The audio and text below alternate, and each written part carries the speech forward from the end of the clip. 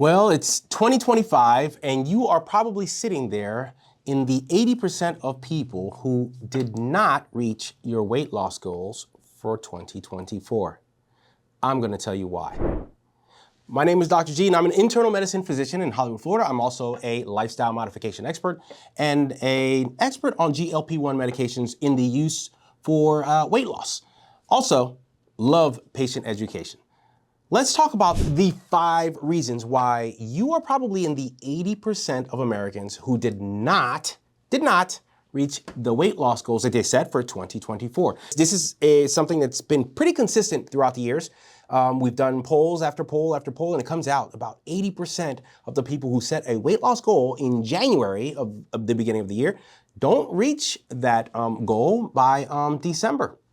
I wonder why that is, and I'm going to, actually I know why that is, and I'm going to tell you why, based off of the 300 consults I do on lifestyle modifications and weight loss in the office here, and yeah, let's get to it. Number 1, you did not plan realistically or you did not use evidence-based information to make that plan. Lots of my patients come in here with wild plans on how they're going to lose their weight. They're going to eat one certain food only, or they're going to work out an insane amount of times per day every week, or they're going to drastically, by 1,000, 1,500 calories, drop their caloric intake. And yeah, I see them come in and we try the best we can. We consult them, and 2 or 3 months later, they're pretty much still where they're at, or they've already quit, and I'm on them like, hey, you don't quit. What you were doing is absolutely wrong. You had your unrealistic expectations, unrealistic planning was your downfall, or you listened to someone you should not have listened to, and you used some wild information in order to make your plan. Therefore, you had a house of cards from the beginning, and it was not gonna work. So the goal here is to make realistic goals. Now, realistic but challenging. Of course, we're looking to lose weight, so we're going to realistically, if you're weighing 300 pounds, losing 100 pounds in a year, that's a great accomplishment. That's realistic. More is possible, but it is realistic that you can lose. You can absolutely lose 100 pounds in a year. And you use small steps, like my favorite analogy is, how do you eat an elephant? You do it one bite at a time. One mouthful at a time. So that 100, you're gonna break it up into 10s. That's fine. 10 pounds a month, you got 12 months. Hey, there's maybe some downs, maybe some ups. Next thing you know, you're down on 100 pounds, or even if you're down 90, you're very, very close to the goal, right? You didn't reach your goal, but man, are you doing much better than you were in January. You didn't quit because you made realistic goals, realistic small chunks of that goal. You use evidence-based to do that. You're using techniques that make sense, techniques that are proven, techniques that are science-based. We have so much science out here that you could use. Let's not use fads. Let's not use some crazy person at the dollar store who's giving you wild information. Why would you do that when you have such solid and repeatable information that's out there? And if you don't know where to get it, I'm gonna tell you who should be giving that to you. And that's step number 2. Step number 2 is it involve a doctor or an obese medicine specialist in your weight loss progress, in your journey. These are people who should be able to provide you evidence-based information. The information that you absolutely need to do what you should be doing, number 1, which is making a realistic goal and using evidence-based information to do that, right? So a doctor could be an internist, an internal medicine doctor or a family medicine doctor, a well-trained one who has the time and the belief in you as a patient that you will listen to what they have to say and give you positive feedback or negative feedback that you need in order to get to your goal is absolutely essential. An obese medicine specialist would be even better, or in some cases, definitely should involve a doctor in the process. Now, the doctor will presumably and should run a laboratory test to make sure that you're healthy, and what areas should we attack even more stronger or harder than other areas for whatever we find on labs, but in general, we'll give you a good idea and give you the information needed in order to make the plan work, right? A realistic plan that you can do, a doable plan, and it's going to be beneficial for you in the long term, not just in weight loss, but also in the other unmeasurables, or they're measurable in the labs, but other things, the other benefits that come along with making such a great or big lifestyle modification change over the next year. So absolutely necessary to go and see a medical professional, an MD or DO or OB specialist, as long as they are certified in giving you medical information and following up with you and making sure that you're okay along the process, is absolutely essential, okay? So go see a doctor about your goals and set those goals now. Do it early, do it in January, have that appointment early and say, hey doc, this is what I want to do this year, help me get there. And they're all going to give you, and they should absolutely get you the information that you need in order to make that happen. Number 3, you did not measure your progress. You didn't measure. And this is a big thing in the office. I don't know where this started or why people are sharing this, but people are saying to each other, hey, don't need to get on the scale, just stay how you feel. And I get that. How you feel is very important. Your energy level is very important. Your mood and emotions is very important. Your ability to socialize with others around you is very important. But the goal was to lose weight. And weight is measured on a scale. So if you're not periodically measuring, how do you know where you are on your goal, right? We've made a goal of a number, but all of a sudden we don't want to look at the number. It's so wild to me, but it's something that, I absolutely break through to a great big portion of the consults of the patients that I see in front of me on a daily basis, that measuring didn't have to be every day. Do not obsess. Measure, but do not obsess, right? I'm not asking for you to jump on the scale every hour after every meal you have. You have a sandwich or, something, and I'm gonna jump on the scale and see no, that's not what I'm saying. I am saying periodically, every 7 days, every 10 days, jump on the scale and see if the progress, if the energy and the effort that you are putting into this lifestyle modification is absolutely going towards the goal. Is it working? Do I need to tweak this? How do you know if you need to tweak it if you're not jumping on a scale, right? Is my effort enough in the exercise aspect? Am I, am I possibly taking in more calories than I thought? I thought this meal was less calories than it actually is. I'll have to measure that. That's another thing that people don't want to do. Not just measuring, getting on the scale, but the other thing they don't want to measure, and it's been all over YouTube, and it's all over everywhere. There's this thing where people are telling folks on YouTube to not count calories. Like, why should you not count calories? Now, the problem becomes if you become obsessive about counting calories. Like, you will not put this piece of food in your mouth until you actually count every single calories. That's obsessive. That's a problem. I get that. That becomes in the way of your relationship with food, good or bad, mostly to the bad, right? But you can't get a good relationship with the food if you're scrutinizing every single calorie and every single macronutrient every single time, and you can't enjoy the food for what it is. That's a problem, right? But you must take inventory of the types of foods you eat. We are creatures of habit. We eat the same things in general over and over. There's a group of things you like.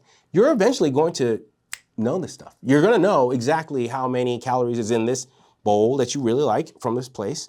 You're gonna know the macros that are in there. You're gonna know exactly what you're getting from that meal if you first take inventory and count those calories. I'm not asking you to count them for the whole 12 months. I'm asking you to get it till you get it down. Like, I already know. I go to this place right here, guess what? 750 calories, in and out, right? You have to take inventory at some point. Count the calories that are going in, know how many calories you're burning to see if you are not losing weight, then something is wrong. If you're gaining weight, then something is wrong as well. And when you expect to lose weight, something is wrong here. Either you're not burning enough energy or that you think you are. And I addressed this in the wearables video and other videos, and not being honest about how many times you go to exercise. You put it in a TDE calculator that, hey, I'm gonna exercise 5 times a week, and oh wow, I get to eat 2,700 calories. Now you're eating those 2,700 calories, you allow yourself those, but you didn't go to the gym but twice last week.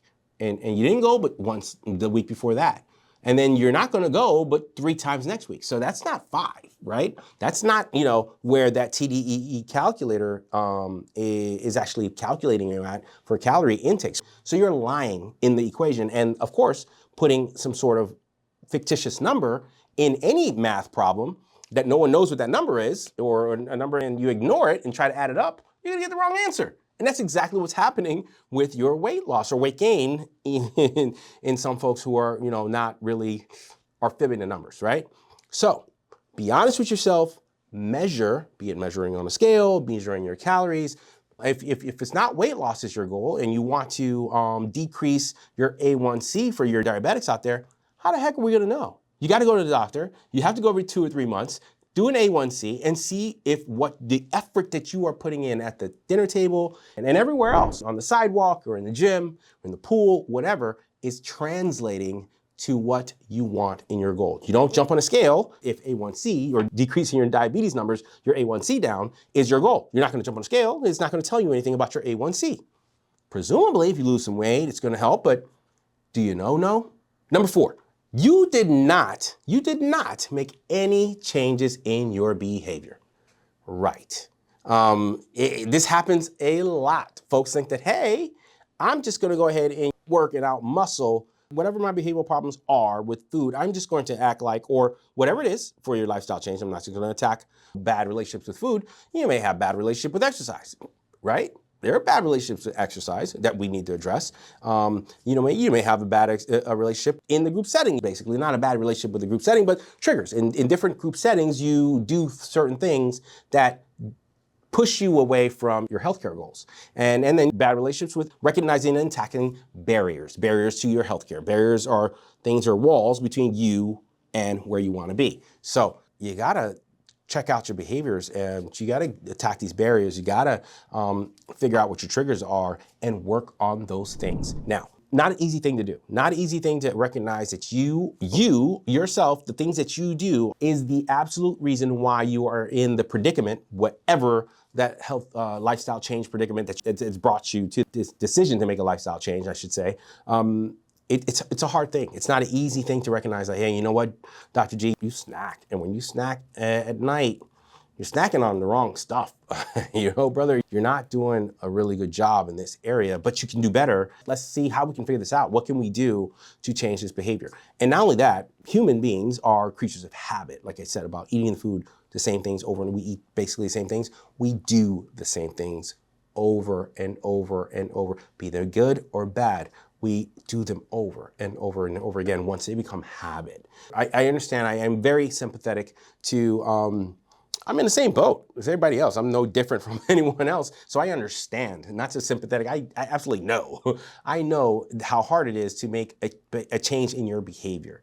It is not easy and it takes a lot of work, but the work has to be put in order to reach the goal. Because if you don't, you just glaze over whatever that behavioral issue or problem or whatever that thing is that you don't do right, it's going to come back when you reach your goal, possibly, hopefully, right? You reach goal, hey, you know what, great, I'm just ignoring over here, the elephant in the room, and I'm just doing my thing over here. We got to our thing, and then, whew, you exhale. Once you exhale, that behavior just sneaks right back in. Hey, I'm back.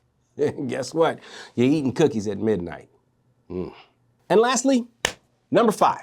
One of the biggest things, and one of the things that I think that help people the absolute most, but they just don't do it because they don't know where to go, or they haven't been introduced, is join a team. Join a group that is on the same journey. It's going the same direction that you're going in. If it's, a diabetes community group, join one of those. If it's a blood pressure community, it meets maybe once a month and you talk about blood pressure tips, nutrition type things, recipes or exercises or medications that are out there, or whatever it is about that condition that you're trying to affect with your lifestyle modification journey, join those groups. Those groups have a bunch of people who are doing the same things you're doing, hopefully, which is reaching out to medical professionals. So you're opening your network to more information. It's like having another consult without going to that doctor. Like, hey, you went to that doctor, man, I couldn't get in. What did he or she say, right? Oh yeah, well, they told me this and this resource. They told me this great tip. They told me this and that. They share their wins with you. They share their losses with you. You do the same. Now you made your brain bigger and you've gotten so much more information that you wouldn't have had access to in that specific area of your lifestyle modification journey. Also, groups like we have in our community, like I have for the community for lifestyle modifications, which is not just weight loss. We talk about all types of things in there. We have all types of threads with different types of lifestyle modifications, and people are talking about, different things. A safe space that, that meets regularly, speaks to a doctor like myself or another doctor who, who's an expert and knows how to relay evidence-based information, who will, answer questions, and then you have a place where, you can talk and do the same things that I was saying before, where you can share your wins, share experiences from before. It's moderated, something that's safe, something that the information is going to be solid. So that's a great thing to do. So those are 5 things that I'm absolutely sure that you didn't do in 2024, which is why you lie in the 80% of people who didn't reach their goals for weight loss in 2024. But that's not a bad thing. It's not terrible. Not terrible, because now we're in 2025 and you got another shot, and I just gave you those 5 things. I've got a ton of videos here on the channel that you can take a look at. We've got the community that you can absolutely join right now. We have it for our women. It's a women's only group right now. Sorry guys, we're working on one for you. It's gonna be a little bit different, but right now it's lifestyle modification for women. The link is in the description below. You have an opportunity for a 7-day free trial to see what it's all about. Get in on one of our sessions, you chat with me, all that good stuff, all right? So 2025 is going to be a winning year for you and everyone else around you. I am absolutely, absolutely positive of that, all right? Stay healthy, stay informed, and I will see you soon.